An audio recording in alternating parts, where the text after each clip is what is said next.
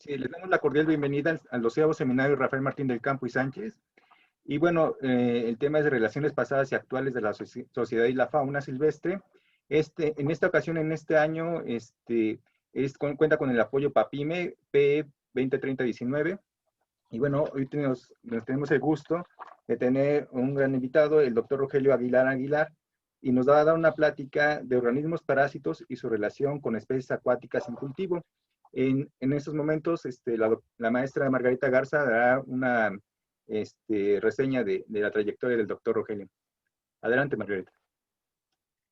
Brevemente, porque su currículum no es muy amplio. Rogelio Aguilar es biólogo y doctor en ciencias por la Universidad Nacional Autónoma de México. Actualmente es un excelente profesor, así lo han catalogado algunas alumnas que se han metido a evaluar al profesor, lo han evaluado, así lo catalogan como un excelente profesor.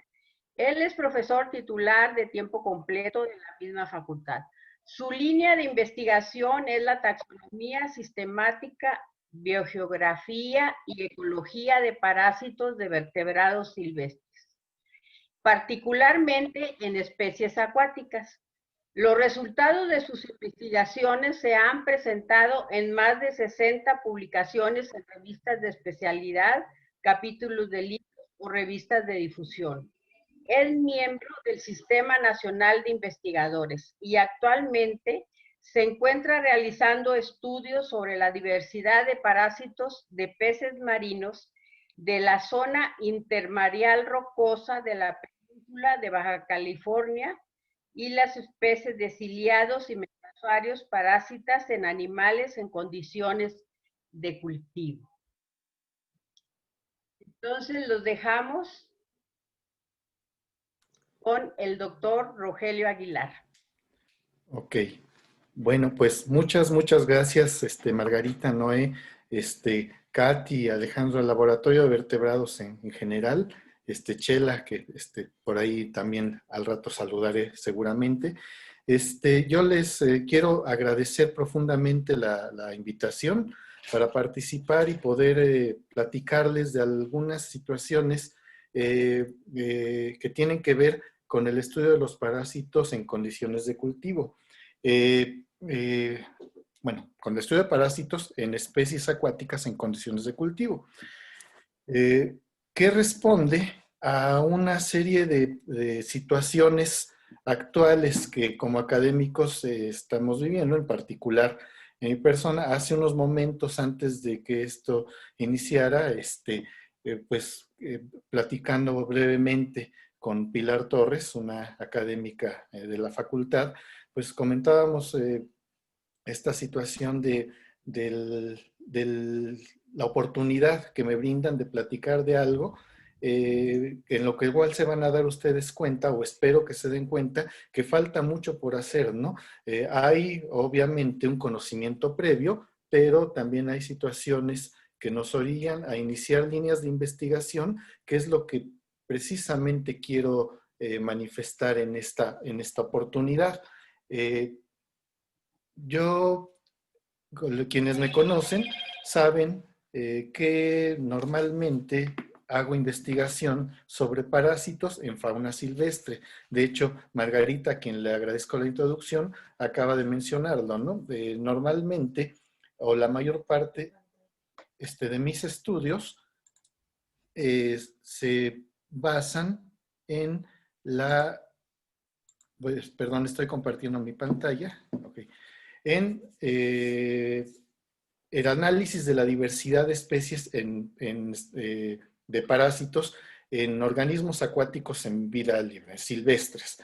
Pero por distintas situaciones recientes, muchos académicos hemos tenido que voltear hacia un sector más aplicado para que nuestras investigaciones sean tomadas en cuenta. Por muchos motivos que no vamos a discutir en estos momentos, cada vez es una necesidad más urgente el dirigirnos hacia sectores en donde la aplicación de nuestros estudios sea más evidente. Para mí, en mi espíritu naturalista, es fascinante el estudio de los parásitos en un medio libre, en un medio silvestre. ¿Qué es lo que pasa con la diversidad y la dinámica de las comunidades parasitarias en el medio libre? Pero poco a poco, como mencionaba, por distintas situaciones, este tipo de estudios se están haciendo cada vez menos valorados y más invisibles, y tenemos forzosamente que hacernos evidentes, ¿no? En ese sentido, en mi caso particular, pues una de las opciones ha sido dirigirme a el sector de la acuicultura, del cultivo de especies acuáticas para distintos motivos y el impacto o la presencia de los parásitos en ese tipo de especies, ¿no? Entonces, cerrando todo este marco, pues me dispongo a platicarles qué es lo que ha orientado, o más bien de qué se trata esta nueva orientación o esta orientación alternativa que tengo a mis estudios de biodiversidad, ¿no? Y en esta plática, pues le he titulado Organismos parásitos y su relación con especies acuáticas de cultivo, aunque es un título pues que deja bastante que desear, ¿no? Deja bastante a la imaginación, porque pues si son organismos parásitos, la relación con especies acuáticas de cultivo, pues podemos suponer de entrada que no va a ser una relación del todo positiva, ¿no? Podemos imaginarnos qué tipo de relación pueden tener, pero a lo largo de esta conversación espero poner de manifiesto una serie de situaciones que más bien desde el punto de vista académico, desde el punto de vista de trabajo, cuál es la relación que podemos encontrar entre los organismos parásitos y las distintas especies acuáticas que usamos para cultivo, ¿no? Entonces, al cultivo de especies acuáticas, a la crianza de especies acuáticas, se le denomina en términos generales acuicultura. Aquí en la facultad hay grupos de trabajo que se dedican a esto desde hace mucho tiempo y que seguramente tienen una situación mucho más extensa de lo que es el término y sus implicaciones. Aquí solamente voy a limitarme a algunas situaciones muy particulares, ¿no?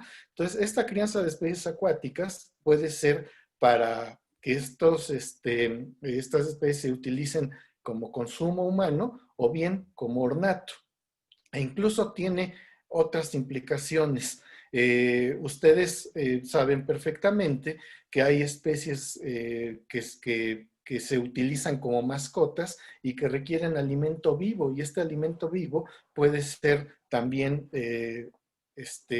objeto de crianza, ¿no? Entonces podemos criar animales acuáticos para consumo y se pueden alimentar con alimento vivo que tiene que ser propenso a ser criado, y igual los de ornato ya mencionábamos, pueden usar alimento vivo propenso a ser criado, ¿no?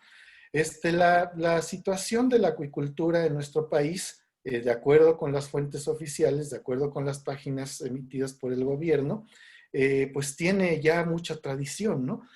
Tiene una fuerte carga de trabajo a partir bueno, que partió desde hace varias décadas, y eso hace que existan cifras oficiales que pueden parecer, o que son, de hecho, son muy impresionantes, ¿no? No sé si se ve a mi cursor, pero en esta publicación, sí se ve, gracias. Gracias. En esta publicación, que es tomada de internet, como muchas de las imágenes en la introducción, créditos a quien correspondan, hago la aclaración, pero en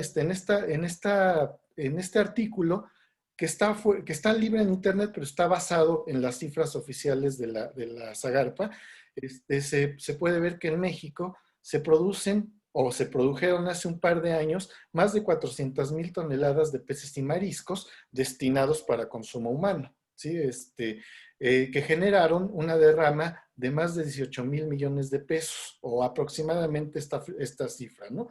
Por otra parte, los organismos cultivados para ornato fueron producidos en una cantidad de 43 millones, perdón, de individuos que fueron vendidos. y se ubica en esta serie, en estas fuentes de información a varios estados de la República como los principales productores, pero por ahí Morelos destaca con 30 millones de peces vendidos de 62 especies. Cuando yo vi esta cifra, digo, bueno, Morelos, 62 especies, 30 millones, pero estas 62, ¿cuáles serán? Por más que uno intenta concebir 60 o 50 o 30 especies de peces que uno pueda consumir, que uno pueda comer, y que se distribuyan en los mercados nacionales, pues no los encuentras, son relativamente pocas las especies. Pero no, ya investigando un poco más profundamente, esas 62 especies de peces que se producen en Morelos, son un buen aporte de ellas, son de organismos de ornato. ¿Sí? Las distintas especies que se comercializan en acuarios, llámense guppies, carpas koi o los que ustedes o muchos de los que ustedes se imaginen en la actividad de acuario son producidos en granjas o en criaderos de Morelos. Y aquí presento datos de la República Argentina. Voy a mencionar a continuación por qué en particular Argentina, pero que aquí hay un gran contraste, ¿no?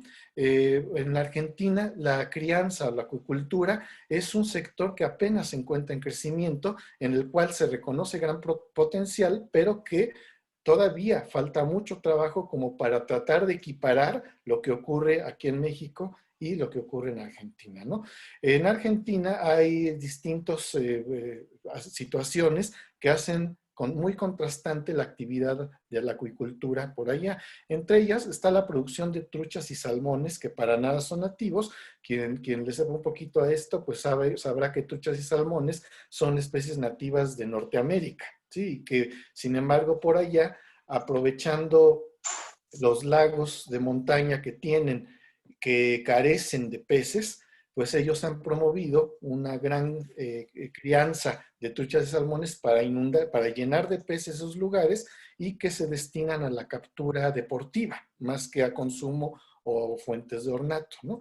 Y esto responde a que en general la población en Argentina, pues como ustedes seguramente saben, pues es muy propensa a consumir carne, sobre todo de ganado, y el consumo de organismos acuáticos es relativamente bajo, o algunas fuentes como esta publicación dice que pues de plano es escaso, es muy escaso el consumo de especies acuáticas por los pobladores de ese país.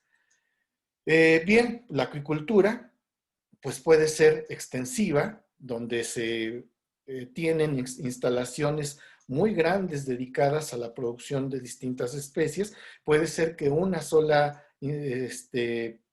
fuente, que un solo organismo produzca una sola especie o se dedique a producir varias más, pero estas granjas, estas instalaciones son muy grandes. Como pueden ver ustedes por aquí en esta foto, tienen incluso embarcaciones para ayudarse a la producción, tienen equipo muy especializado en donde normalmente hay buzos, por ejemplo, que reciben un sueldo para mantener en buenas condiciones estas instalaciones, o bien, pues también está la acuicultura más artesanal, en donde estanques o reservorios de agua o que pertenecen a alguna comunidad o que están inmersos en una locación, son aprovechados por los pobladores para intentar un tipo de acuicultura, ¿no?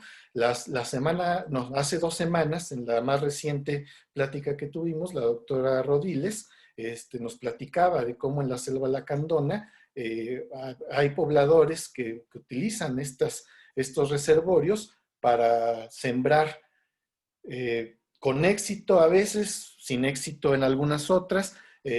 Podemos cuestionarlo desde el punto de vista ambiental en algunos casos, en otros no tanto, pero lo que es un hecho es que en estas localidades se utiliza estos reservorios para tratar de producir, porque se ve a la acuicultura como una opción, ya sea para producción alimentaria local o las miras en otro sentido, hablan sobre que es una opción de inversión, ¿no? En donde la población o el sector que se encarga del cultivo de especies acuáticas espera una ganancia y una ganancia consistente, considerable, en un futuro que ellos, pues que para ellos, mientras más cercano sea, pues va a ser mejor, ¿no? Entonces, eso ha provocado que en México distintas localidades se dediquen al cultivo de especies y también que haya grupos de inversionistas o grupos de poblaciones, de pobladores de cierta región que le dediquen al cultivo de especies acuáticas, ¿no? Y en ese sentido, pues se dejan orientar por distintas opiniones y en este mar de opiniones, pues puede ser que ellos se decidan, que sería, ustedes lo saben, lo más recomendable, se decidan a cultivar especies autóctonas. Pues si en esta región se da camarón, pues vamos a cultivar camarón para que le buscamos. Y por ejemplo, el camarón azul, pues es ampliamente cultivado en el Pacífico mexicano, ¿sí? O bien, como platicaba la doctora Rodiles hace un par de semanas, que se trasloquen especies que son nativas del país, pero que son llevadas a localidades donde nunca habían estado, con el afán de tener captura de mayor volumen, de mayor talla, como es el caso de la tenguayaca, la petenia espléndida, en estas localidades que la doctora mencionaba en Chiapas, o que de plano se dejen convencer de llenar números en los formatos gubernamentales y tener cultivos de carpas, que hasta la fecha yo nunca me he enterado quién compre carpa para comer, o tilapias, que es un cultivo un poco más extendido, pero que son al final especies meramente introducidas. Unas las carpas provenientes de Asia, otras las tilapias provenientes de África y que se han cultivado extensamente en el país con los escapes que son muy famosos y las colonizaciones de estos peces en distintos lugares de nuestros cuerpos acuáticos con el consecuente impacto ambiental, ¿no? Entonces, pues tenemos todas esas situaciones, especies que pueden ser autóctonas, traslocadas o bien de plano introducidas. Y aquí estoy dando solamente algunos ejemplos, pero ustedes seguramente conocen un montón de ejemplos más, ¿no? En el caso de Argentina sucede exactamente lo mismo, ¿no? El cultivo puede ser con especies autóctonas como el pejerrey de La Plata, pero es mucho más extensivo el cultivo de especies meramente introducidas como las truchas norteamericanas, les comentaba, con fines de pesca deportiva, ¿sí? Y bueno, la acuicultura se puede dar en distintas condiciones, desde aquellas en que las instalaciones estén en contacto con el medio ambiente, hasta aquellas en donde el sistema está completamente aislado y controlado, con miras a que la producción se optimice. Sin embargo, sea de un tipo o sea del otro, recurrentemente, pues existen fenómenos de mortandad, ¿no? Aquí lo podemos ver en una de estas granjas abiertas o en sistemas completamente controlados, la mortandad de peces, la mortandad masiva, que provoca evidentemente pérdidas muy grandes en las granjas acuícolas, ¿no? Aquí yo voy a tener que hacer una pequeña diferencia entre países que tienen granjas, en este caso de peces, muy bien controladas y donde estas mortandades representan un daño muy grave a la planeación de trabajo de estos lugares, con respecto a otros, como pueden ser muchos países de Latinoamérica o muchos países asiáticos de otros lugares, en donde estas mortandades se dan y pues a veces sin reportarlas, a veces sin investigar mucho sobre qué pudo haber pasado, se abren las compuertas, esto se desecha y venga más pie de cría y aquí no pasó nada, ¿no? Y entonces no queda un registro muy grande de qué es lo que pudo haber pasado, a qué se debió la mortandad y pues por tanto no hay una historia muy definida de qué es lo que pasa con este tipo de eventos en países como el nuestro, ¿no? Estoy hablando de Latinoamérica en general. Esto fue discutido hace muy poquito tiempo, espero que se vea en la presentación. Hace unos cuantos días hubo un seminario en Argentina sobre estas mortandades masivas y a qué se pueden deber. Y quedó muy claro que las pocas que son registradas, bueno, se les trata de encontrar una explicación y estas posibles explicaciones están enumeradas aquí en esta imagen, ¿no?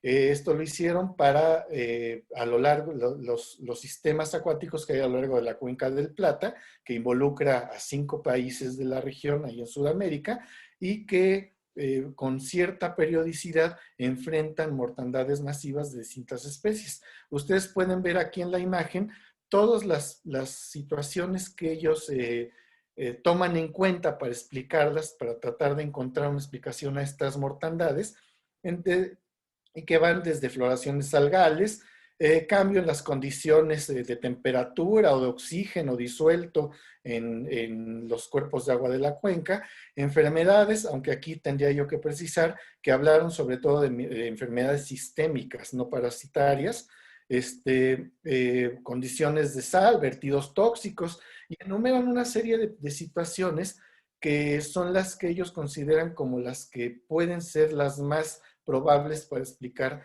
la mortandad masiva que presentan por allá. Y por aquí tienen hasta el último otros. Y en esos otros, pues, si ustedes les interesa y ven la conversación que está aquí, bueno, que pueden buscar con este título, se van a dar cuenta que entre los otros están las enfermedades parasitarias, ahí como que muy secundario, como que algo que existe, pero que no, ellos no atribuyen como responsables de las muertes masivas.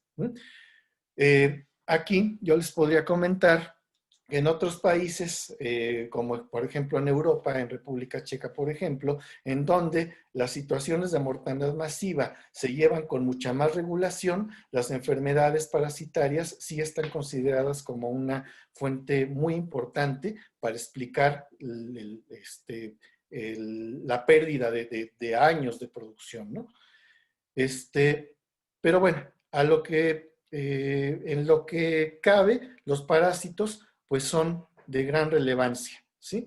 Nosotros, como grupo de trabajo, pues nos hemos dedicado al estudio de distintos parásitos que sabemos que afectan a los peces tanto en condiciones naturales como de cultivo. Lo que están viendo aquí es un monogéneo parásito de tilapias, por ejemplo, una especie típica de cultivo, ¿no? Y para la cual en nuestro país hemos monitoreado, pero curiosamente más en medio silvestre, aquellas que se han escapado y que eventualmente capturamos en ríos de Oaxaca, de Durango, de Chihuahua incluso, o de otros estados de la República, y que los capturamos junto con peces nativos y que hemos revisado y pues hemos encontrado un montón de cosas, ¿no? Y eso hace que para el grupo de los helmintos, para quien recuerde esta situación, estamos hablando de tremátodos, monogéneos, céstodos, acantocéfalos y nemátodos, pues ya exista como que una buena idea de qué es lo que existe, de las especies que pueden estar presentes en la tilapia que hemos capturado aquí en México, ¿no? Pero existen otros numerosos grupos de parásitos. Hace relativamente poco iniciamos con el estudio de los tricodínidos, que son ciliados ectoparásitos que están viviendo sobre las branquias o sobre la piel. Esta es una aleta de un pez, de los peces, pues, y que pueden producir algunos daños que no se consideran muy importantes, por lo menos aquí, pero que en Europa sí se han detectado como fuente muy importante de mortandad masiva de peces en cultivo, ¿sí? Estos ciliados no son los únicos. Hay varias especies de ciliados que se asocian como parásitos o como epibiontes en los peces. Y pues nosotros desde hace algunos años hemos iniciado con el estudio de estos organismos, de los ectoparásitos, pero faltan un montón de otros, ¿no? Están, por ejemplo, los apicomplexos, que está bien sabido, que provocan muchas enfermedades y que no sé, aquí en nuestro país pues simplemente su estudio es prácticamente inexistente, ¿no? Otros unicelulares, aunque ya no considerados como protistas, son estos mixozoos, que tampoco existen registros para nuestro país, más que por ahí muy esporádicos, y que en condiciones de cultivo está bien probado que causan muertes, ¿no? Entonces, con el afán de iniciar una línea de investigación bien fortalecida, pues nos propusimos involucrarnos en el tema, ¿no? Y entonces, en mi sabático, que bueno, ya no es tan reciente, ya pasó más que un año de esta situación, decidí visitar el CEPAVE en la República Argentina. CEPAVE es el Centro de Estudios Parasitológicos y de Vectores, y en particular el laboratorio del académico receptor, el doctor Sergio Martorelli, que lidera el laboratorio de parásitos y patógenos de peces, moluscos y crustáceos, ¿sí? Entonces, estos organismos acuáticos propensos a ser cultivados, sus parásitos y patógenos son estudiados en este laboratorio en particular perteneciente al CEPAVE. Si bien la intención original era como que estudiar con más énfasis algunos trematos y los ciliados ectoparásitos, que a partir de ahora les vamos a decir tricodínidos, pues en realidad uno de mis objetivos era aprender lo más posible de un montón de cosas sobre parásitos en especies propensas a cultivo, ¿no? En el mismo sentido, mi estudiante de doctorado, que en un principio estudió estas tricodinas en peces de vida libre, en peces silvestres, pues orientó su proyecto de doctorado a estudiar estos mismos ciliados ya en especies propiamente de cultivo, como son las tilapias. Entonces, estamos en un proceso de reorientación muy fuerte para ser más visibles en este ámbito reciente, en donde estudios de diversidad, les digo, van como que muy, muy a la baja, ¿no? Y efectivamente, en ese sentido, pues lo que nosotros queremos es empaparnos bien en el tema para explotar las distintas posibilidades que tienen los parásitos, que sabemos que esto se aplica también para especies silvestres, pero que en cultivo, pues definitivamente podemos investigar su impacto en la producción animal, que en nuestro país y en Argentina, que son los países que estoy refiriendo, no se tiene con total certeza, no se conoce con total certidumbre, ¿sí? Y que este conocimiento permite una toma de decisiones sobre el manejo y la producción animal, ¿sí? Y permita la detección de patógenos de relevancia biológica veterinaria, conocer distintas relaciones específicas y ciclos de vida que todavía quedan pendientes, y todo esto al final pues también puede ser aplicado en términos del conocimiento de la biodiversidad, ¿sí? Una vez que me empecé a involucrar en el tema, pues quedó claro que hay distintas peculiaridades entre el país que represento, México, y el país que me recibió, Argentina, ¿no? Estas diferencias, que ya habíamos comentado algunas, son más evidentes en cuanto al cultivo. En México hay un montón de granjas que se dedican al cultivo de peces, y son relativamente pocas aquellas que se dedican al cultivo de crustáceos. Yo sé que son muchas, pero en comparación con la República Argentina son pocas, ¿no? Argentina pondera más el cultivo de crustáceos a lo largo de sus costas, sobre todo acercándose más al sur, y el cultivo de peces es prácticamente inexistente por allá, salvo en aquellas provincias que se encuentran ya muy al norte, en los límites con Brasil y Paraguay. Y actualmente en la provincia de Buenos Aires se está intentando cultivar tilapia y promover su consumo entre la población, pero pues va todo bastante lento, ¿no? De igual manera, hay similitudes. ¿Cuál es la similitud más grande entre ambos países? Pues yo diría que la similitud más grande es que, si bien hay esfuerzos concentrados en promover el cultivo de especies, gana más la explotación, ¿sí? Tanto en Argentina como en nuestro país se se prefiere o es mucho más frecuente la explotación que el ponerse a trabajar en el sentido de cultivar lo que es muy vendido. Estoy hablando, puede ser cualquier cosa, ¿no? Puede ser cultivos de camarones, de ostiones, de peces de consumo, de lo que ustedes quieran. En muchos casos es más fácil y más redituable a corto plazo la explotación que el cultivo, que si bien puede ser redituable, la misma población lo consigue como redituable a bastante largo plazo. Entonces, ¿qué hacemos? Pues seguir explotando más que seguir produciendo, ¿no? Ustedes dirán, bueno, ¿y el éxito de muchas granjas? Bueno, esas granjas se encargan de cultivar, por lo menos en peces, aquellas especies que vienen de fuera, carpas, tilapias, cosas de ese estilo. Entonces, pues no se pueden explotar aquí porque casi no hay. Entonces, esos sí se tienen que cultivar, ¿sí?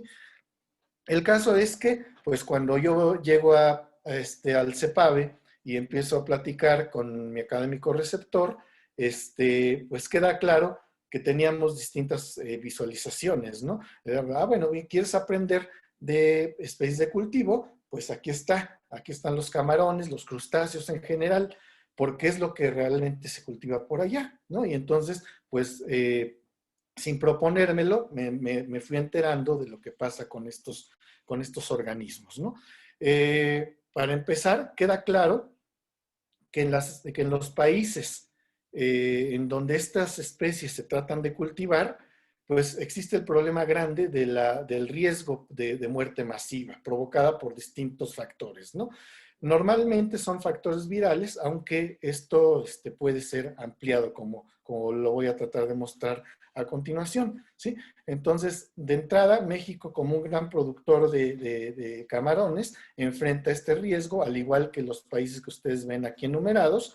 Y en esta gráfica se ve que pues, México puede llegar a ocupar un lugar muy importante en la producción, más que explotación, la producción de camarones a nivel mundial. En esta gráfica México se encuentra por aquí, es más o menos esta situación que ustedes, no sé si el color se respeta en la presentación, pero mira, aquí está el color de México y su lugar en la gráfica. Si bien no ocupa un lugar demasiado importante, pues tampoco se queda muy atrás, ¿no? Si hubiera una estrategia o de construirse una estrategia fuerte para promover el cultivo de camarón, realmente puede ser algo muy, muy relevante. Y como les comentaba, seguramente nos acompaña un montón de académicos, un montón de estudiantes que pueden hablar mucho más en ese sentido, porque mi aproximación hacia esto es apenas reciente, ¿no?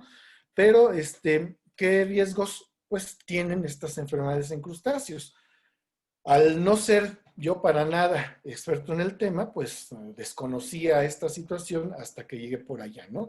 Entonces, lo que les voy a mencionar ahora es el compendio de lo que mis colegas argentinos han hecho por allá y que impacta fuertemente la producción de crustáceos en su país, ¿sí?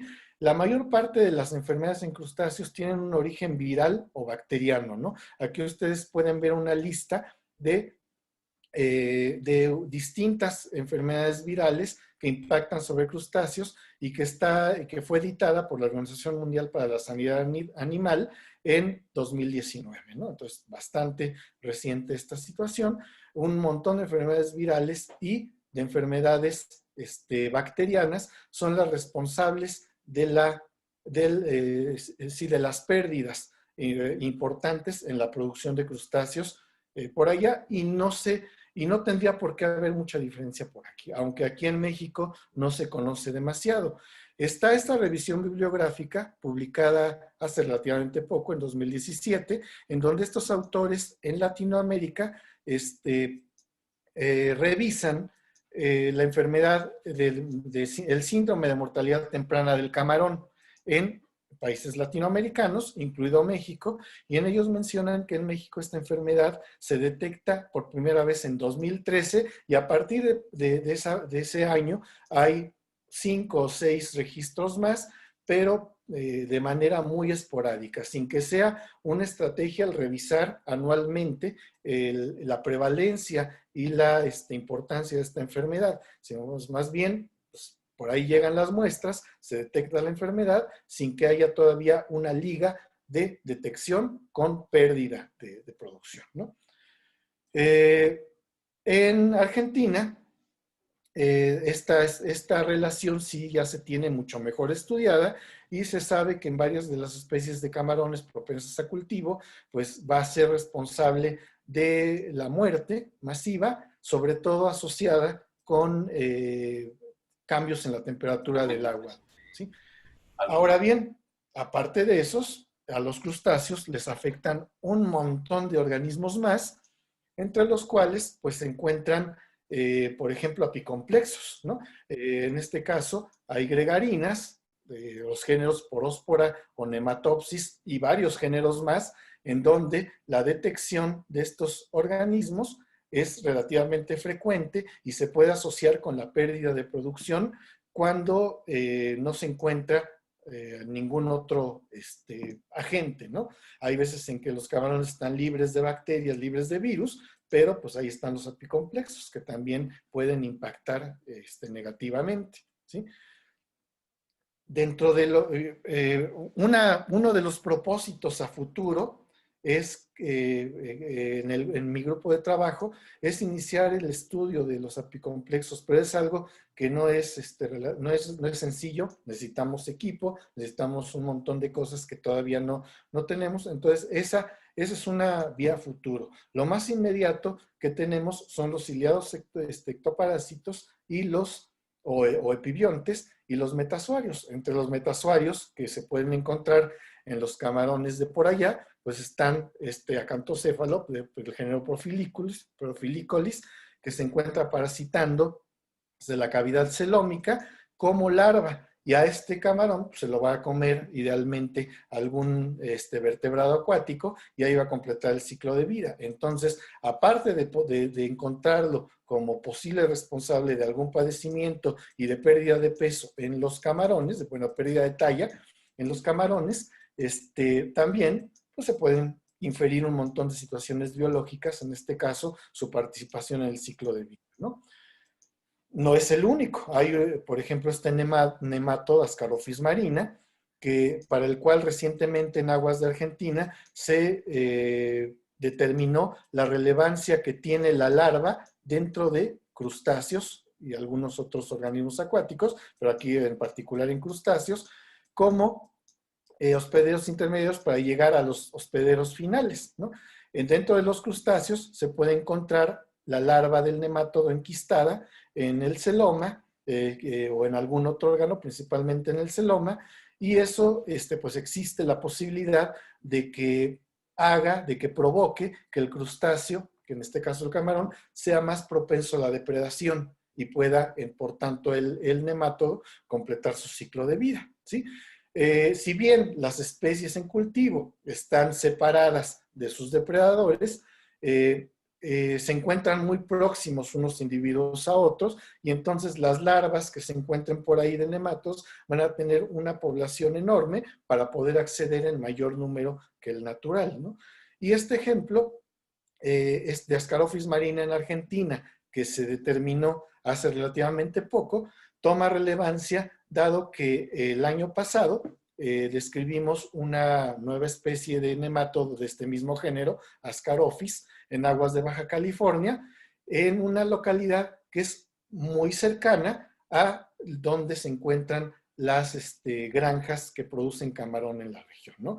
Esto fue en la ciudad, esto fue en la ciudad en las cercanías, pues, de la ciudad de Ensenada, y algunas granjas que producen camarón se encuentran en Maneadero, que está muy próximo a la ciudad de Ensenada, es un satélite de la ciudad de Ensenada, y otras un poco más al norte hacia Tijuana, que en términos pues, de distancia geográfica pues no están muy distantes, ¿no? Entonces, esta misma relevancia que se da de las Ascarophis parasitando camarones en cultivo en Argentina, podríamos investigarla aquí en nuestro país para determinar similitudes o diferencias, dado que especies del mismo género están encontradas en fauna ictiológica de peces marinos, ¿no?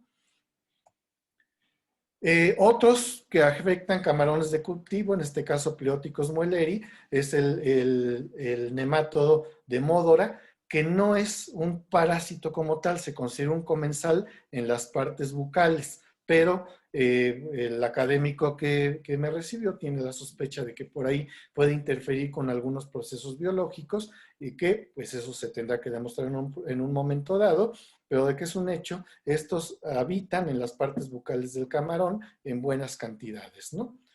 Como parásitos sí podemos encontrar distintas metacercarias de trematos, de digenios, ¿sí? Quien recuerda el ciclo de vida sabrá que la metacercaria es el paso previo a ser consumido por el hospedero definitivo y normalmente esto es en forma de quistes que se pueden presentar en distintos órganos del camarón. En este caso, bueno, perdón, yo estoy hablando de trematos y en este caso son céstodos, ¿no? Son igual fases larvarias de céstodos que están presentes en el camarón y que van a encontrar su hospedero definitivo en aquellos peces que consumen a los camarones, ¿no? En este caso son larvas de céstodos de la familia Phyllobotride o Echeneiobotride, lo que está aquí esquematizado. Y ahora sí, las metacercarias enquistadas en tejidos del camarón, que son de trematos y que es la fase previa a la infección por el hospedero definitivo. Aquí encontramos distintos géneros pertenecientes a distintas familias de trematodos que pueden encontrarse en los enquistados en los camarones de cultivo por allá por Argentina, ¿no? Aquí hay una metacercaria de Levinseniela, ¿sí? En Palemonetes argentinos. No estoy seguro si ya el género Palemonetes ha cambiado, pero bueno, aquí lo tengo registrado como Palemonetes argentinos, ¿no? En esa misma especie, una metacercaria de Microphalus en los tejidos, el quiste en los tejidos, aquí una metacercaria desenquistada, perdón, acá el quiste en los tejidos, el quiste en vivo y la metacercaria recién desenquistada. Metacercarias de Maritema bonaerensis o de trematos del género Cyrtograspum, perdón, del género Maritema en cangrejos de los géneros Cyrtograspus o Neohélice, ¿sí?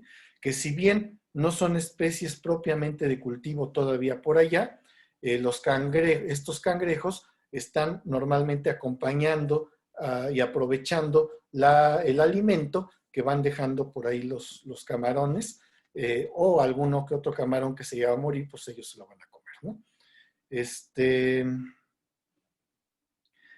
Aquí las dos especies de Maritrema que se han encontrado en tejido, en quiste y la metacercaria desenquistada, ¿sí?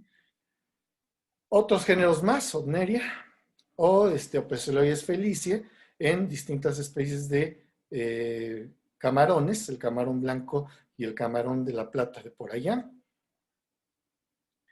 Más en ese mismo sentido, de este mismo género Maritrema en otras especies, e incluso otros metazoarios que no son precisamente helmintos, que están aprovechando las condiciones de cultivo, en este caso, de un Palemonetes que está siendo cultivado para alimentar especies de ornato, ¿sí? Como Cyclius del género Discus. Estos isópodos se encuentran, como ustedes pueden ver, adheridos al Palemonetes y definitivamente van a reducir su posibilidad de vivir adecuadamente, ¿no? Aquí está el isópodo aislado, el isópodo adherido, y tienen una gran capacidad reproductiva, es decir, se reproducen en grandes volúmenes, en grandes números, cuando los palemonetes se encuentran muy juntos. Aparte de esta fauna, que se considera parasitaria, Hay otros organismos muy interesantes que ya, pues ya de pasada, mientras está revisando al organismo para buscar parásitos, pues por ahí aparecen de manera hasta, a veces hasta un tanto sorprendente, ¿no? Tenemos, por ejemplo, el caso de briozoos, de colonias de briozoos alojados, o más bien que usan como sustrato, como ustedes pueden ver, la cutícula de Pleoticos muelleri. ¿Sí? Aquí hay una magnificación de los distintos individuos de briozoarios, que es un caso pues curioso, ¿bien? Si bien no se considera que pueda ser patógeno o que le va a perjudicar directamente a este individuo, pues sí es, eso pues hay que probarlo de alguna manera, ¿no? No es el único, hay también tenocéfalos que en Palemonetes argentinos, que si bien no se consideran parásitos, pues ahí están habitando, tomando como comensales, tomando el alimento que los crustáceos, las migajitas de alimento que los crustáceos van dejando, ¿sí? Incluso hay poríferos que llegan a utilizar como sustrato los apéndices bucales de algunos crustáceos, como ustedes pueden ver aquí, y hasta quinorrincos alojados en el estómago. Los quinorrincos pues son típicamente encontrados pues, libres, no nunca, rara vez asociados ni fijos a un sustrato. Sin embargo, por ahí se detectó en un crustáceo este quinorrinco en el estómago, el cual fue publicado oficialmente hace un par de años, 3 años si no me equivoco, y que es uno de esos registros esporádicos de relaciones pues prácticamente accidentales que pues uno no esperaría encontrar, ¿no? Pero pues que evidentemente resultan muy interesantes. Entonces, como ustedes pueden ver, en términos de producción acuícola, es muy importante saber qué especies de parásitos pueden estar interviniendo en la baja de producción de especies de crustáceos. Y desde el punto de vista más naturalista, más del estudio de la diversidad, el encontrar que los crustáceos pueden ser el hogar de distintas especies, tanto parásitas como no parásitas, pues resulta pues como que fascinante, ¿no? Y esto que les he mostrado es pues lo que a su vez el académico Sergio Martorelli me presentó en algún momento dado y que es muy interesante y pues definitivamente abre la inquietud para saber qué es lo que está pasando aquí en nuestro país, porque con respecto a crustáceos, vuelvo a repetir, eso no está todavía del todo analizado en nuestras latitudes. Falta muchísima información sobre qué es lo que puede estar afectando el cultivo de estos organismos y eso pues es el trabajo que tenemos que iniciar. Es lo que comentábamos al principio conversando con Pilar, son esos vacíos de conocimiento que existen y que pues definitivamente está abierta la invitación para quien los quiera ir llenando de una manera más sistemática que nos relacione la actividad de producción con la presencia de todas estas potenciales especies. Por aquí les podría decir, se conoce algo de lo que afecta a los camarones. Hay metacercarias registradas, hay epibiontes registrados, pero falta muchísimo, muchísimo por conocer, ¿no? Una vez que se tienen, es decir, lo que falta en nuestro país evita o impide en este momento que se puedan hacer generalizaciones como la que ustedes están viendo en este momento en pantalla y que sí son ya frecuentes por allá por Argentina, ¿no? Es decir, la descripción de la comunidad de epibiontes que pueden estar asociados a esta especie en particular o a esta otra. ¿Sí?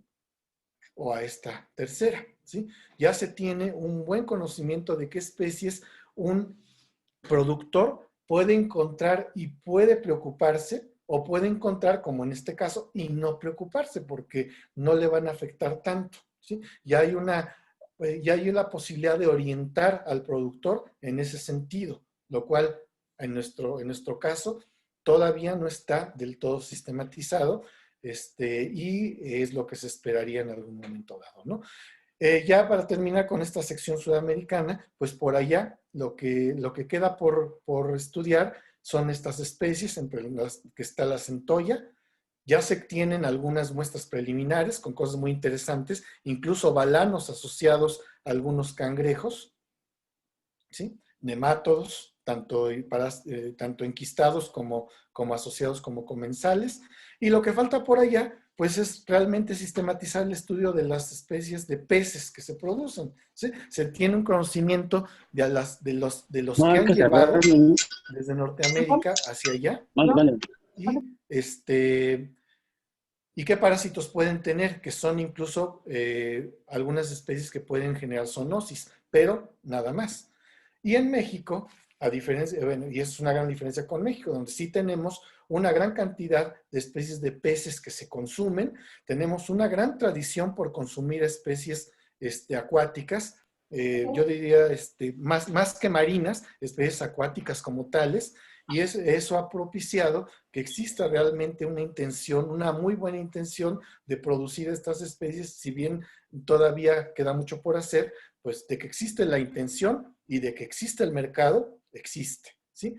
El potencial acuícola se puede ver en esta imagen. Si ustedes la analizan bien, son los estados en oscuro los que tienen la capacidad o que son importantes en la producción acuícola, y los estados del centro norte son aquellos en donde por distintas circunstancias esta actividad pues no tiene mucha relevancia, ¿no? En algunos casos serán marinas, en otros casos serán, especies marinas, en otras serán especies epicontinentales, pero pues hay potencial. Esto es desde el punto de vista optimista. Desde el punto de vista pesimista, pues la mayor cantidad y por mucho de las granjas que existen están dedicadas a cultivo de especies exóticas, ¿no? Como carpa, bueno, como tilapia sobre todo, o carpa, ¿sí? Y aquellas que cultivan especies autóctonas, en muchos casos, llevan a los lugares de cultivos especies que no deberían de estar por ahí, especies traslocadas, como puede ser el bagre de canal en muchos estados de la República, que pues es nativo de nuestro país, pero no debería de estar en esos estados, como Michoacán, Jalisco, cosas de ese estilo, ¿no? En otros lugares sí se intenta producir especies locales, pero en comparación con base en estos números, en comparación es un porcentaje muy menor, ¿sí? Entonces, para corroborar esto, se ha propiciado el estudio de el cultivo, perdón, de carpas, el cultivo de tilapias en esta zona. En este mapa podemos ver aquí al Estado de México y los Estados de México y Michoacán como los principales productores de carpa, y en esta otra imagen que tenemos por acá, todos los estados de la República que cuentan con apoyo para la producción de tilapia, ¿sí? En particular para la tilapia existen multitud de cursos, apoyos y promociones para su cultivo. Y en otros foros, no lo voy a insistir ya más en esto, pero en otros foros pues se ha comentado mucho sobre el impacto negativo que tienen estas dos especies sobre la diversidad acuática de nuestro país, ¿no? En el caso particular de los parásitos, pues estas especies traen sus propios parásitos que ya está muy bien documentado que han podido colonizar a las especies de peces nativas que no están acostumbrados a estos parásitos y potencialmente las van a poner en riesgo.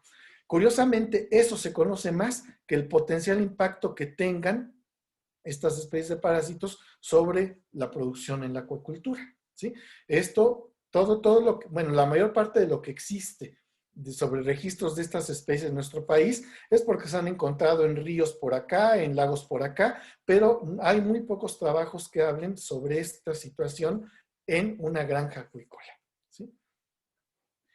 En particular, nosotros hemos iniciado el estudio de los ciliados parásitos en tilapias y está a punto, digo, yo no sé de veras por qué ha salido, si esto ya lleva bastantes meses, pero está a punto de salir un listado de las especies de ciliados ectoparásitos que afectan a tilapias a nivel global, ¿no?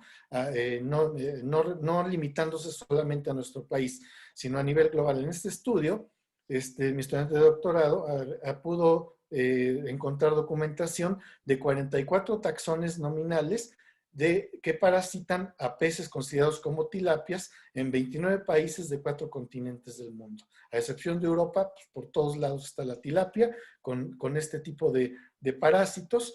Y esto pues es como que la primera aproximación que se tiene de este tipo de parásitos en tilapias que son propensas a cultivo. Y a partir de ahí, bueno, pues se pretende extender esta línea de investigación hacia otras especies que se cultiven en nuestro país, ¿no? Y que puedan servir, junto con la información que se tenga para los metasuarios, como orientación para el sector acuícola, tanto de consumo como para el de ornato, ¿sí?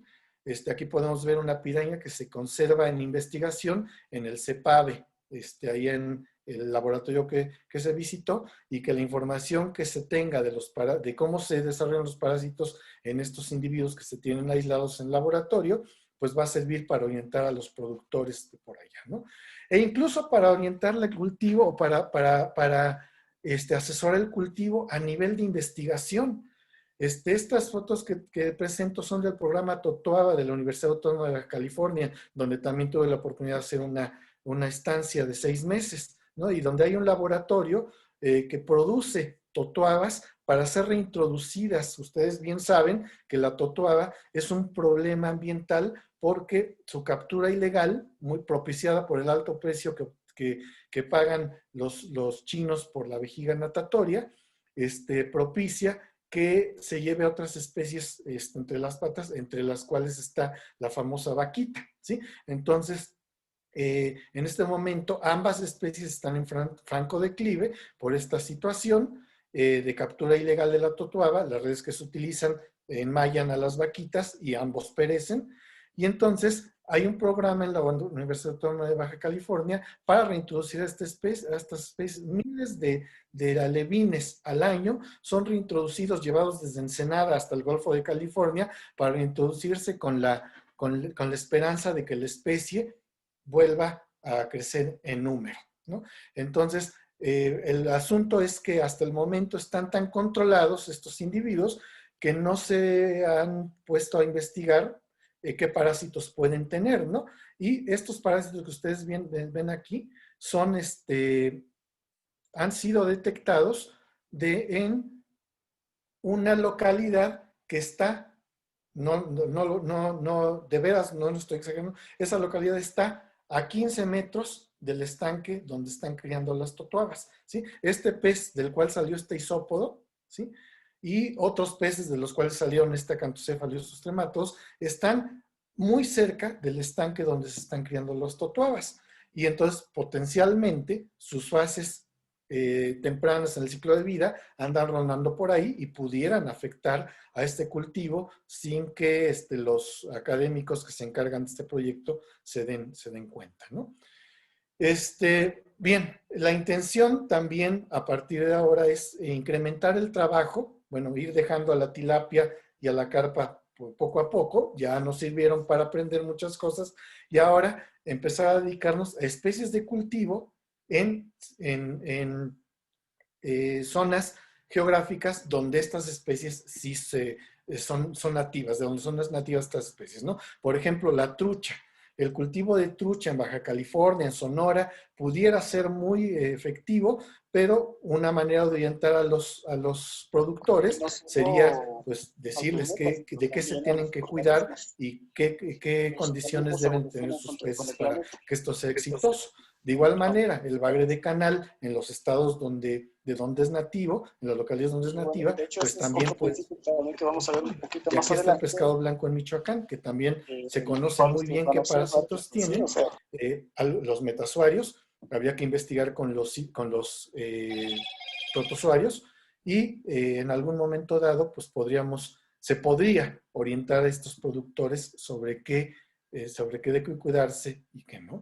Y por otro lado, se esperaría que incrementara la producción de crustáceos y moluscos en nuestro país, y para estar preparados para la orientación, pues hay que ir viendo qué es lo que tiene, ¿no? Yo creo, bueno, la intención es acercarnos a los productores para que en primera nos ganemos su confianza y nos permitan ver que hay un gran problema en nuestro país, es que al acercarse al productor, el productor va a decir, chin, ya van a saber qué hay aquí, me van a cerrar. Y entonces, pues, no nos dan un acceso muy grande a su producción. Pero es muy importante porque es innegable que los crustáceos, que los moluscos que se cultivan aquí en México deben de estar asociados con especies parásitas, si bien de esto se conoce poco, hay registros esporádicos y la biodiversidad es poco conocida, ¿no? Son poco conocidos, por tanto, los factores ecológicos que están involucrados en esas relaciones y pues tampoco se conoce el impacto que se puedan tener las actividades de cultivo.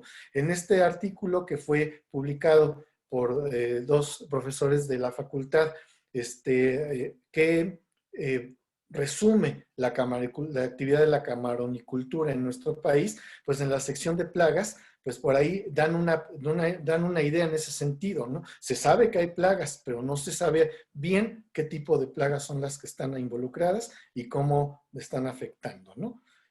Por cierto, está en la revista de la facultad, la revista Ciencias, se los recomiendo ampliamente si no lo han leído. Y estos parásitos, ya desde el punto de vista de la sociedad, son un problema, son problemas de zoonosis, pueden afectar al ser humano.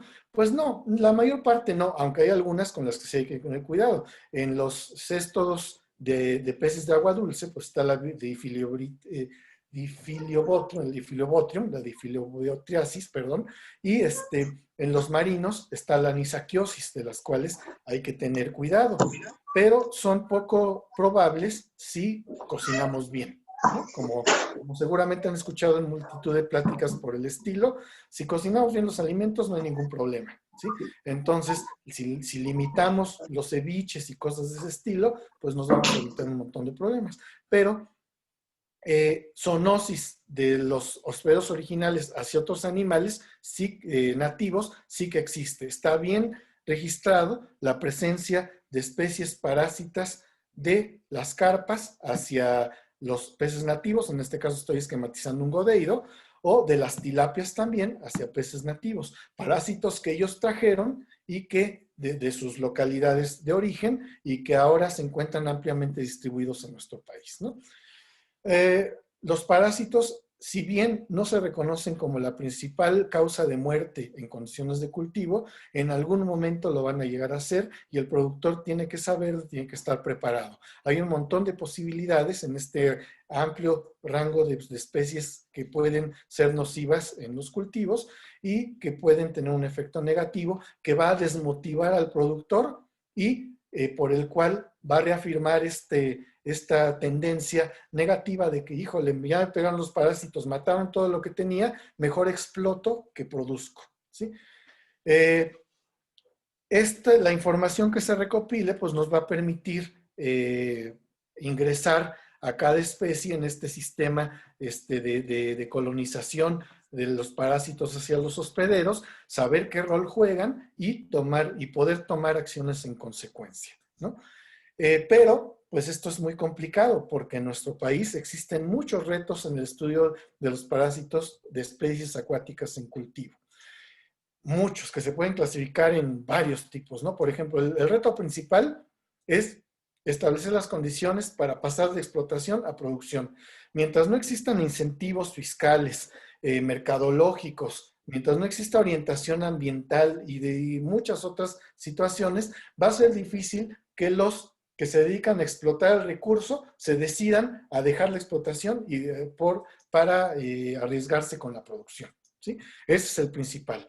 Pero hay otros. Uno, el más complicado de hecho, es convencer a los gobiernos en turno de que más que llenar números y decir sembramos 100,000 pies de cría de tilapia, ¿sí? Lo que hay que hacer es trabajar en concordancia con el medio ambiente y tratar de sustituir los cultivos de especies introducidas o traslocadas por especies locales que también son muy sabrosas y que se les puedo asegurar, son mucho más sabrosas que la carpa, que todavía, bueno, a ver si alguien ahora entre los que están participando levanta la mano, pero yo no he encontrado a alguien que diga, uy, yo sí consumo carpa porque es deliciosa. Sin embargo, a niveles estatales, esta es una propaganda del gobierno de Tlaxcala, los invitan, ¿no? Ven por tus días de carpa, se van a repartir estos días y con eso vas a poder llenar los estanques, ¿sí? O bien las guías que existen para el cultivo de tilapia, que si existían condiciones adecuadas no tendría por qué ser problema,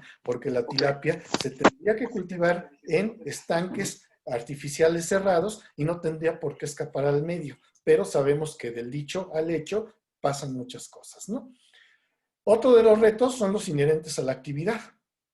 Hay cosas que preocupan a los que ya se están decidiendo por producir, hay cosas que les preocupan más que pagarle a alguien por ir a ver de qué están enfermos los peces, ¿no? El hacerse de equipo, de instalaciones adecuadas, del alimento que les van a dar, que muchas veces es el que acarrea los parásitos, de la distribución que pueda tener su producto, etcétera, ¿no? La falta de asesoría ambiental por parte de profesionales, que ahí los biólogos tendrían que estar ahí, pero hay poco mercado. Yo reconozco que hay poco mercado, ¿no? Una falta de difusión entre la población para el consumo de productos locales, ¿sí? Más allá de la tilapia, la gente no se entera. Por ejemplo, voy a suponer nada más, pero estoy casi seguro que la gente de Nuevo León no sabe que podría consumir el bagre de canal en lugar de tilapia y que el aporte proteico es más o menos lo mismo y que el precio también ahí se va, ¿no? Y así para cada situación. ¿Por qué? Porque formamos un mercado, somos consumidores poco informados. Preferimos comprar filetes provenientes de Asia o de África que tratar de consumir la misma especie producida por algún empresario arriesgado en alguna granja aquí en el país, ¿no? Entonces, no hay mercado. Eso definitivamente hace que no haya un interés por propiciar un adecuado mecanismo de producción-consumo, ¿no? Y otro de los retos que corresponde a todos es la regulación de las actividades. Es muy poco factible que un productor, por ejemplo, de ornato, estas son imágenes del mercado de peces de ornato de Mixhuca, ¿sí? Es muy poco probable que se vaya a preocupar por contratar a un biólogo o algún veterinario que le diga de qué se están enfermando los peces, porque el mercado está tan poco regulado que si todas estas bolsitas tienen un pececito, ustedes ya lo saben, ¿no? ¿Sí? Si cada uno de estos peces se me muere, ¿sí? No me importa por qué, los desecho y compro otros, porque no hay nada que me obligue a reportar ese tipo de cosas, ¿sí? Entonces, al no estar regulado este tipo de comercio, se presta a un montón de situaciones, ¿no? Aquí en estas fotos de acá podemos ver que no nada más son los peces, ¿no? Por ahí hay ajolotes que venden ese mismo tipo de mercados y tortugas, hay otros vertebrados que se alimentan de alimento vivo y que seguramente enferman y mueren y nadie lleva un control de esas enfermedades y de esas muertes. En alguna ocasión yo llegué a escuchar, bueno, ¿por qué no hacemos un beneficio a nuestro país y compramos, ni modo, pues ya está esto, compramos todos estos pobrecitos ajolotes y los llevamos a Xochimilco, ahí donde sabemos que existen y repoblamos con estos? Pues sí, ni modo, vamos a fomentar que estos cuates se enriquezcan, pero pues ya le estamos haciendo un favor en lugar de que se mueran ahí embolsados. Bueno, podría ser, pero no sabemos si este bichito que está aquí embolsado ya se enfermó con alimento al que no está acostumbrado, si ya tiene por ahí un parásito que a la hora de llevarlo a Xochimilco nos va a dispersar el parásito, ¿sí? Hay un montón de cosas que están por ahí involucradas y que la falta de regulación en nuestro país hace que sean todo un reto para el estudio formal de los parásitos de especies en cultivo, en este caso en particular para ornato, pero con consumo puede pasar algo similar, ¿no? Entonces, ya para finalizar, nuestro laboratorio, reitero, está iniciando formalmente o pretende iniciar formalmente con esta línea de trabajo orientada hacia la producción, en la cual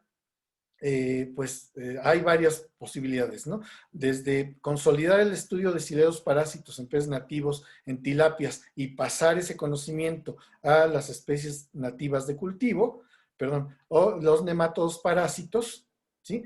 cerrar ciclos de vida por vía molecular, por ejemplo, cosas de ese estilo.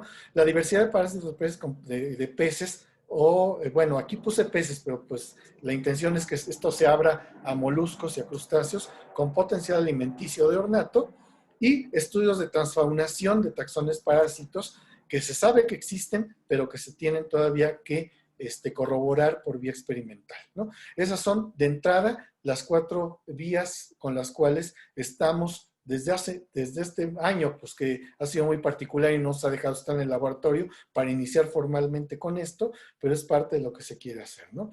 Si ustedes, si hay estudiantes interesados en este tema o conocen a estudiantes que puedan estar interesados en este asunto, pues el Laboratorio de Zoología Acuática está en posibilidades de iniciar algún proyecto para, en este sentido, ¿no? Y bueno, pues para finalizar, pues reconocimientos o agradecimientos, en particular al doctor Sergio Martorelli, que fue el que me recibió en Argentina y del cual he aprendido un montón de cosas que intento implementar por acá, a todo el personal asociado al Laboratorio de Parásitos de Peces, Moluscos y Crustáceos del Centro de Estudios Parasitológicos y Vectores, y de manera muy particular a mis estudiantes que de alguna manera han iniciado con esto, aunque ellos mismos ni se hayan enterado todavía, ¿no? Hay algunos de ellos que ni siquiera se han enterado de ello, pero ya están inmersos en estas posibilidades. Y de nuevo, agradecimiento a los organizadores del seminario, al Laboratorio de Vertebrados, del que tan buenos recuerdos tengo. Les agradezco muchísimo la invitación y pues espero que esto haya sido de alguna utilidad. Estoy abierto a preguntas, a aclaraciones. Yo sé que hablé en un tema del cual apenas estoy iniciando a trabajar y pues pude haber tropezado varias veces. Espero que si lo hice, nos puedan contribuir para orientarnos de una mejor manera, ¿sí? Entonces, dejo el micrófono para los organizadores del seminario y ver si hay alguna pregunta o cosas de ese estilo. Perfecto. Le agradecemos mucho, doctor Rogelio, para la conferencia. Fue un tema bastante interesante, muy interesante. De hecho, le mandan saludos de diferentes estados de la República, de Tlaxcala, de Jardín Botánico de Cadereyta en Querétaro, de Argentina, me parece que también se conectaron aquí. Y bueno, sí, hay varias preguntas, doctor Rogelio. La maestra Margarita Garza pregunta si existen cultivos de bagre blanco en el Balsas. Hasta donde no, yo sé que en algún momento de los 2000 visitamos recurrentemente la cuenca de Balsas. El cultivo es esporádico. La mayor parte de los cultivos que hay por allá prefieren al bagre de canal que al bagre blanco, ¿no? No hay, pero aún así no hay una orientación explícita hacia eso. Más bien aprovechan las instalaciones que ya están construidas para el cultivo de tilapia para poder cultivar otras especies, entre las cuales ocasionalmente va el bagre, pero incluso ahí en el Balsas, pues, en algún momento quisieron meter trucha, no pegó demasiado, pero en la parte baja del Balsas no pegó demasiado, pero por ejemplo hacia Oaxaca, en las partes altas de Oaxaca, que se pueden considerar el nacimiento del Balsas, ahí sí que pegó, y ustedes pueden ir por la carretera que va hacia de Oaxaca, que une a Oaxaca con Guelatao, y van a ver distintos restaurantes en donde ustedes pueden pescar su propia trucha, ¿no? Entonces, sí, hay algunas especies que se han aprovechado y que han pegado y otras no. En el caso particular de la pregunta, no es muy extensivo y por esa situación casi no tenemos registros para esa especie. Gracias, doctor Rogelio. Sí. También Loarri Gabriel menciona si conoce cómo controlar enfermedades en moluscos acuáticos. En particular en moluscos, en México. Si los crustáceos están poco estudiados, en moluscos prácticamente no hay nada. Hay registros de algunas metacercarias, se conocen muchas. En el Cinvestav de Mérida hay gente dedicada a detectar las metacercarias que se encuentran en los moluscos, bueno, metacercarias y cercarias que se encuentran en los moluscos, pero el pasito que falta es involucrar eso con el efecto que se tienen en especies en cultivo, ¿no? Una cosa es registrar que existen y otra determinar si son importantes, si tienen algún impacto, ¿sí? Entonces, no, eso aquí no, por lo menos aquí hay muy poco. Bien. Gracias, doctor Rogelio. Brian pregunta, ¿cuáles son las mejores medidas de acción para evitar o solucionar los problemas de parásitos y enfermedades en cultivos de especies para la industria alimentaria? Bien, en este caso tendríamos que dimensionar muy bien. Las especies, o más bien las personas que se encargan del cultivo y que se deciden porque su cultivo, sus instalaciones estén abiertas al medio, van a tener siempre el riesgo de que exista una transmisión efectiva de parásitos, ¿no? Al estar abiertos los estanques, pues no se puede evitar que cercarias que vayan nadando, en el caso de cultivo de moluscos, o en el caso, sí, cuando haya moluscos cerca, si el miracidios o cercarias que vayan por ahí nadando, no se van a poder evitar, ¿no? O que la transmisión sea efectiva porque al final, a través de las mallas, ingresa alimento vivo que los peces que están en cultivo o los crustáceos que están en cultivo van a consumir. Entonces, va a ser muy complicado.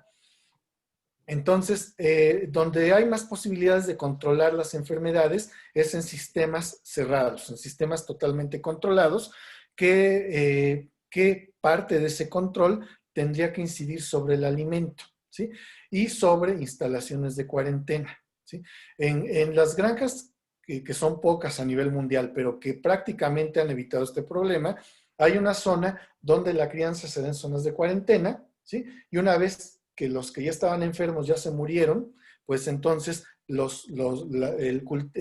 producción como tal pasa al estanque principal o a los estanques principales, ¿sí?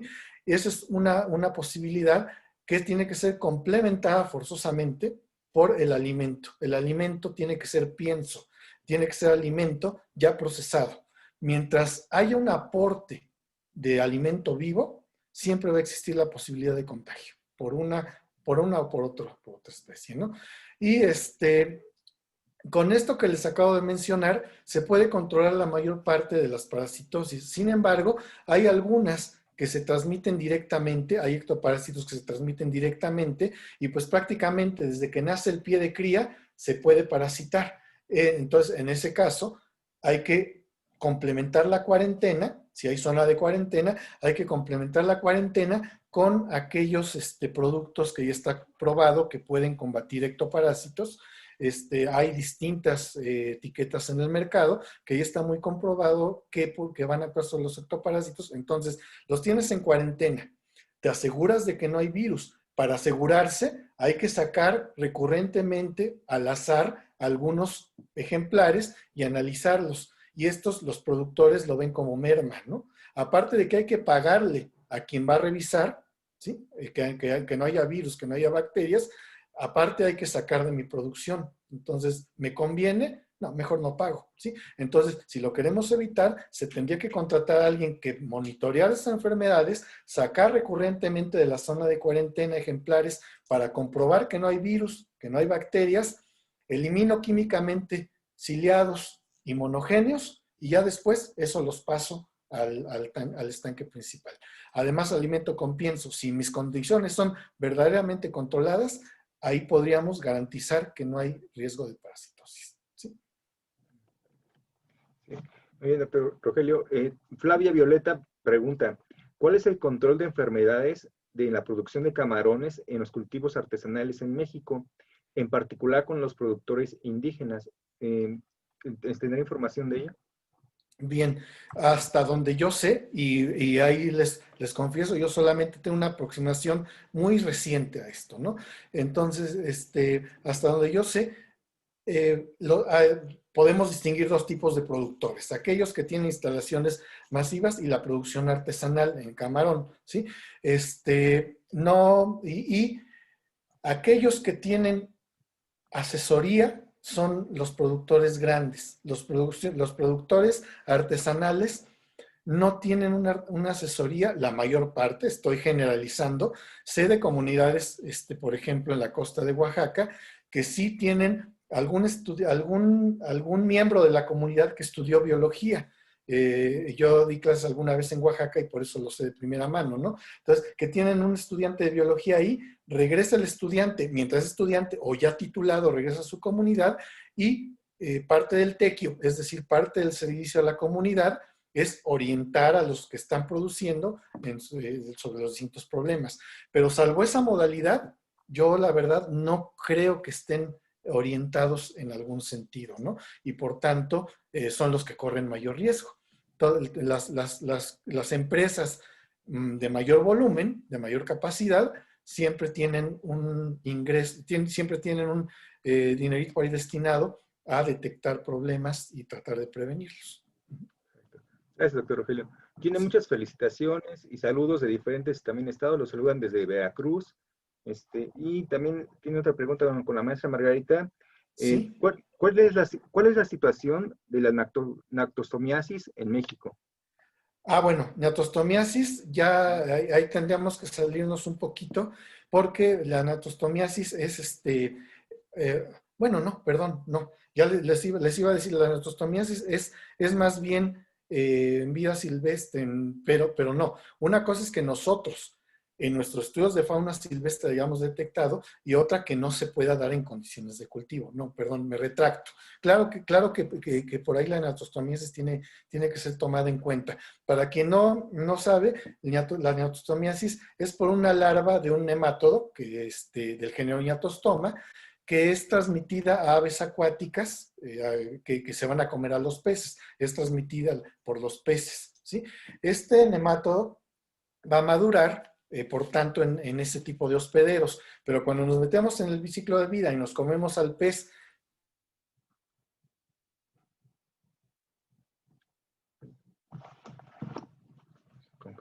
adquirir la larva de Niatostoma. Y me está diciendo aquí mi computadora que mi conexión es inestable. Si me desconecto en un momento, usted disculpará, ¿no? Pero en algún momento dado, nos alojamos la larva y esa puede tener varios destinos. Normalmente es músculo, pero se puede ir al ojo y ahí es muy impresionante. La neotostomiasis ocular. En Tabasco hay muchos registros de esto y se ha determinado o hemos determinado a lo largo de las investigaciones que una de estas especies traslocadas para cultivo, que es la tenguayaca, la petenia, de la misma especie de la que nos habló la doctora Rodiles hace 15 días, es efectiva transmisora de este tipo de parásitos. Pero la responsabilidad de nuestra enfermedad es completamente nuestra por consumir ceviche. Esa misma tenguayaca frita no generaría ningún problema, ¿sí? El problema es que la larvita ahí se va, por mucho que queramos picar bien la carne o cocerla con limón, ahí va a seguir viva, la ingerimos y nos enfermamos. Esta enfermedad la hemos detectado, bueno, más bien, esa fase larvae la hemos detectado en Tabasco, seguramente está en Campeche, y de por ahí es de donde hay más registros, pero incluso en Michoacán la pudimos encontrar. Es un registro muy esporádico, pero lo pudimos encontrar. Sí, gracias, doctor Rogelio. Verónica Farías tiene 3 preguntas. Dice, ¿cómo se obtienen los pies de cría para la acuacultura en el caso de especies nativas? La segunda es, ¿se toman individuos de poblaciones silvestres? Y la tercera sería, ¿se ponen en riesgo las poblaciones silvestres? Ok, bien. Aquí les voy a hablar de lo que tengo certeza. Sí, de las especies, debe de haber una amplia gama de posibilidades, pero por ejemplo, las carpas y tilapias son traídas del exterior, ¿sí? Los pies de cría son traídos de China en grandes volúmenes, llegan, la Zagarpa firma de recibido y entonces empieza a distribuir por estados, ¿sí?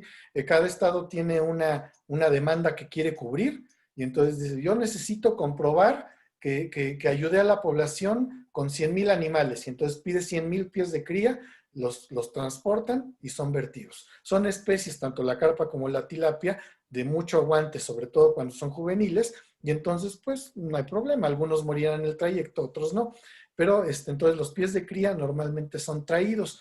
Curiosamente, la tilapia está tan extendida en el mundo que hay veces en que los pies de cría son traídos no del lugar de origen, que es África, estoy hablando de tilapia, no del lugar de origen, que es África, sino para abaratar costos. Por ejemplo, países como Brasil, se hace el trato y transportan los pies de cría de Brasil y se siembran aquí en México. Entonces, son tilapias africanas, pero provenientes del Brasil, ¿no? Entonces, este es el caso con carpas y tilapias, en donde los pies de cría son transportados del lugar de origen y además sin control sanitario. Entonces, traen los parásitos que van a ser diseminados aquí en el país, y eso sí pone en riesgo a la fauna local. Por aquí traté de hacerlo medianamente evidente. Si viene la carpa, está comprobadísimo que vino con este céstodo, y este mismo cesto proveniente registradísimo en la carpa china, se puede encontrar ahora en los godeidos endémicos de México. Toda la familia, bueno, toda la subfamilia es endémica del país. No tendrían posibilidades de contagiarse con algo chino si no es porque vino con la carpa china, ¿sí? Sin control sanitario. No nada más traen un copépodo, y traen también ciliados, pero este es el más representativo. Y aquí, nada más para hacerlo notar, la carpa puede tomar tallas muy grandes, ¿sí? Muy grandes. Entonces, este céstodo vive cómodamente en la tripa de la carpa, no pasa nada. Pero estos peces nativos de aquí de México tienen tallas muy pequeñas, de algunos cuantos centímetros. Entonces, una gran cantidad de estos céstodos, viviendo en el intestino de este pez chiquitito, tiene potencialmente la posibilidad de obliterar el intestino y de matar al pececito. Por tanto, sí pueden poner en riesgo a las especies nativas. Como dato fuera de tema, si quieren ustedes, pero este mismo céstodo proveniente de esta carpa china se ha encontrado incluso en ajolotes de Xochimilco, ¿sí? Entonces, hay grandes posibilidades de transfaunación que pueden poner en riesgo a las especies nativas, ¿sí? Entonces, no sé si respondí las tres o por ahí me faltó alguna. Sí, perfecto. ¿Sí? Okay, Muchas gracias, doctor Rogelio. Sí, y nada más mencionan también si aceptan alumnos de maestría, de doctorado en su laboratorio. Por supuesto, sí, de licenciatura, maestría y doctorado, estamos en posibilidades de desarrollar proyectos.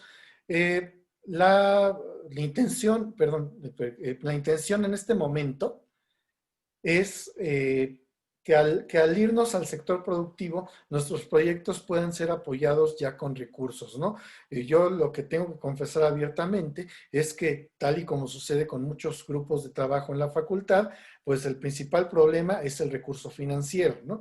Pero somos completamente optimistas de que en esta nueva orientación hacia un sector productivo, pues los recursos puedan ser bajados con mayor facilidad. Entonces, en algún momento va a haber recursos para promover distintos tipos de estudios, y sí, desde servicio social hasta doctorado estamos en capacidad de recibir y en este caso, dirigir o orientar. Correcto. Le agradecemos mucho, doctor Rogelio, por esta interesante conferencia. Y bueno, en otro momento le enviaremos su constancia por correo. Y les Sí, queremos gracias. invitar a la siguiente conferencia del martes 3 de noviembre, que nos acompaña el doctor Raúl Valadez Azúa, con el tema Huexolotl, pasado y presente en México, estudios recientes del primer animal doméstico de México. Bueno, el doctor Raúl Valadez trabaja en el Instituto de Investigaciones Antropológicas de la UNAM. Y bueno, antes de cerrar, la maestra Margarita tiene algo que informarles. ¿Sí? Adelante, Margarita. Lo de la asistencia, Margarita. Prende tu micrófono. Maggie, creo que tienes el micrófono apagado. Ah. Le agradecemos mucho al doctor Rogelio y también agradecemos ADEGAPA por el apoyo de PAPIME PE 20-301-9. ¿Sí? Y otro anuncio, quien quiera tener el 100% de las, o el 80% de las conferencias, me tendría que escribir por correo, al correo que aparece en los carteles, en la propaganda, y yo les mandaría el link de la conferencia y el link de la asistencia, por si quieren ponerse al corriente algunos profesores que estuvieron dando clase o que no pudieron a esta hora verla, me tendrían que escribir y así acceder a la constancia correspondiente y a las conferencias. Bien. Sí. Bueno, no sé, Katy, ¿quieres mencionar algo?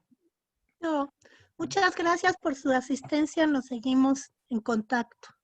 Y yo nada Gracias, más, Rogelio. sí, gracias. Yo nada más, no sé si sigue conectado o no, pero Vero Farías, que fue de las que preguntó, pues un gran saludo, creo que me acuerdo. Somos más o menos contemporáneos, entonces, un gran saludo. Y ya, nada más. Sí, perfecto. Gracias, Saludos doctor a todos. Rogelio. Si le mandan saludos de varias partes. Un comentario, Rogelio. ¿Sí? Un comentario. Fíjate Sí. que en 1997, 96, 97, fuimos con el doctor Carlos Juárez a la presa Cerro de Oro En Tuxtepec. En Tustepec, en Oaxaca. Uh-huh. Y ahí estábamos buscando a los natostomas. Uh-huh. Nosotros nos encargamos de las aves y los parasitólogos que iban y sí, porque sí había casos de personas ciegas en Ojitlán. Sí, seguramente. No sé si se siguieron estudiando. Pues un resumen de todas esas investigaciones la hizo el maestro Lamotte en un artículo creo que si no me equivoco, de la revista esta de la Sociedad Mexicana de Historia Natural. Se llama La Gnatostomías en México, y ahí él mencionaba dónde sí habían podido encontrar efectivamente la enfermedad. Yo hablo de Tabasco y de Campeche, pues porque es donde a mí me tocó ya en persona, ¿no? Pero sí, no dudo que en Oaxaca, que en esta zona de Tuxtepec también se haya detectado. Sobre todo porque ahí había, por la presa, introdujeron la tenguayaca. La tenguayaca, sí. Y sí. de ahí salió la enfermedad que no, pues en ese entonces no se conocía mucho. Sí, así es. Su distribución, ¿no? O sea, esa enfermedad. Sí, pues sí, muy interesante. Seguramente hay Berito, ya vi que abriste pantalla. Sí, muchas gracias. Sí, y en toda la zona de distribución de la tenguayaca, la doctora Rodiles mencionaba que por allá